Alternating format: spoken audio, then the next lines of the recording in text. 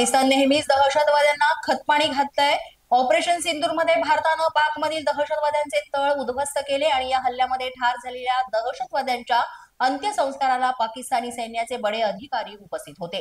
लष्करी अधिकाऱ्यांच्या या कृतीनं ते दहशतवाद्यांना कसं पोचतायत हेच आता जगासमोर दिसून आलेलं आहे। ऑपरेशन सिंदूर राबवत भारतानं पाकमधील दहशतवाद्यांचे तळ उद्ध्वस्त केले। या हल्ल्यांना आपण प्रत्युत्तर दिल्याचा पाकचा दावा खोटा होता हे आता तिथले नागरिकच सांगतायत। पाक नागरिकांनी भारताच्या हल्ल्यानं कशी पाकची दाणादाण उडाली आहे हे सांगून पोलखोल केली गेली आहे। पाकिस्तानचा खोटारडेपणा पुन्हा एकदा उघडकीस आलेला आहे। पाकनं भारताचे 5 जेट फायटर पाडल्याचा दावा पाकिस्ताननं केला होता। त्याचा पुरावा मागितल्यानंतर पाकिस्तानी लोकांनी खोटारडेपणा समोर आणलेला आहे। पाकिस्तानच्या सुरक्षा मंत्र्यांनीच हास्यास्पद उत्तर दिलेलं आहे। सोशल मीडियावरून आम्हाला या संदर्भात माहिती मिळाली असं हे हास्यास्पद उत्तर त्यांनी दिलंय।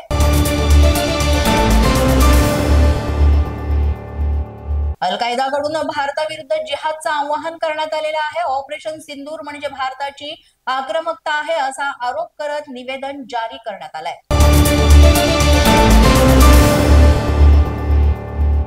पाकिस्तानातलं लाहोर स्फोटानं हादरलंय। लाहोरच्या जुन्या विमानतळाजवळ स्फोट झालेत आणि यानंतर लाहोर विमानतळ बंद करण्यात आल्याची माहिती आहे।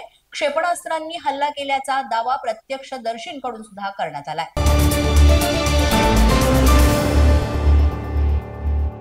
बलूच लिबरेशन आर्मीनं देखील पाकच्या सैन्यावर हल्ले केलेले आहेत। बलुचिस्तान लिबरेशन आर्मीनं केलेल्या 2 वेगवेगळ्या हल्ल्यांमध्ये 14 पाकिस्तानी सैनिकांना ठार केल्याचा दावा केलाय। पाकिस्तानी सैन्याचं वाहन आयडीनं उडवण्यात आलेलं आहे आणि या हल्ल्यामध्ये पाकिस्तानी लष्कराच्या स्पेशल ऑपरेशनचे सैनिक ठार झालेत।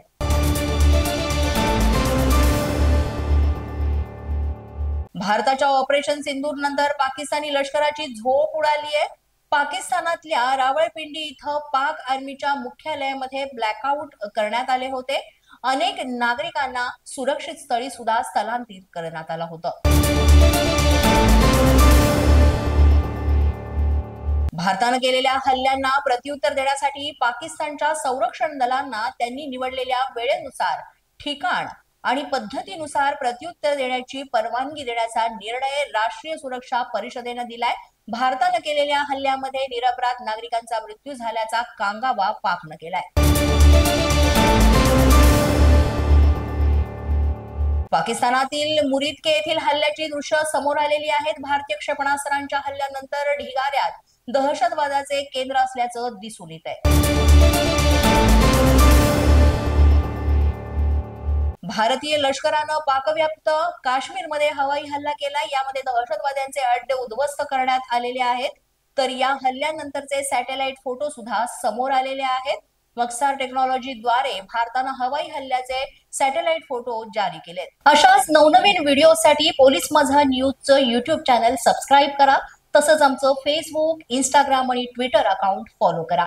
अधिक माहितीसाठी आमच्या www.polismazhanews.com या वेबसाईटला भेट द्या। पाहत रहा पोलीस माझा न्यूज।